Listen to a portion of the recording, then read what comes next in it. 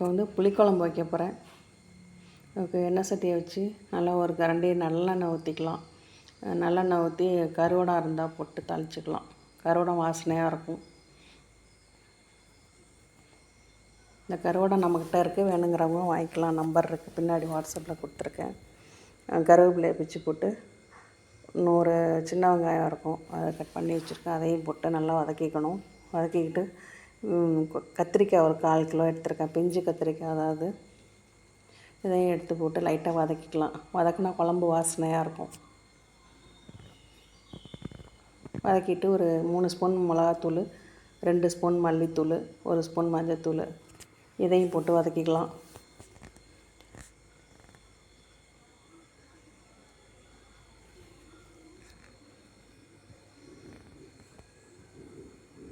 வதக்கிட்டு லைட்டாக தண்ணி ஊற்றிக்கலாம் அதில், இல்லைன்னா கரிகிற மிளகாத்தூள்லாம். வந்துட்டு ஒரு எலுமிச்சம்பழம் அளவு புளி எடுத்து வச்சுருக்கிறேன்.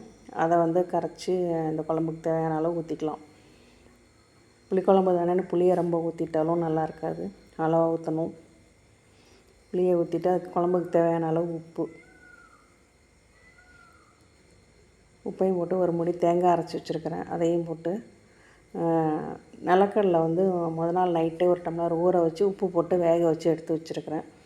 அந்த பச்சையாக போட்டாக்கா வேகாது கடலை. அந்த கடலையும் எடுத்து அதில் சேர்த்துக்கலாம் குழம்புல.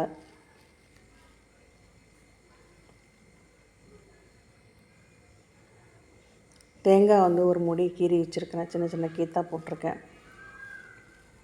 அந்த தேங்காய் கீத்தையும் அதிலே போட்டு நல்லா மிக்ஸ் பண்ணி அந்த குழம்புக்கு தேவையான அளவு தண்ணி எல்லாம் ஊற்றி, இந்த ஸ்டேஜில் உப்பு புளி காரம் அதெல்லாம் செக் பண்ணிக்கலாம். எது பத்தலைன்னாக்களும் சேர்த்துக்கலாம். அதில் நல்லா போட்டு மூடிட்டாக்கா காய் வெந்துடும். இந்த நிலக்கடலை போடுறதுனால இந்த குழம்பு வந்து ஒரு டேஸ்ட்டாக இருக்கும். ஒரு லைட்டாக ஒரு ஸ்வீட் இருக்கும் அந்த குழம்புல. அவ்வளோதாங்க, காய் வெந்துருச்சு. உப்பு எல்லாம் கரெக்டாக இருக்குதுல. நிலக்கடலை கத்திரிக்காய் புளிக்குழம்பு தயாராகிடுச்சு. இதுக்கு வந்து ஒரு அப்பளம் ஒரு கூட்டு வச்சு சைட் டிஷ்ஷாக வச்சு சாப்பிட்டோன்னா ரொம்பவே நல்லாயிருக்குங்க. அது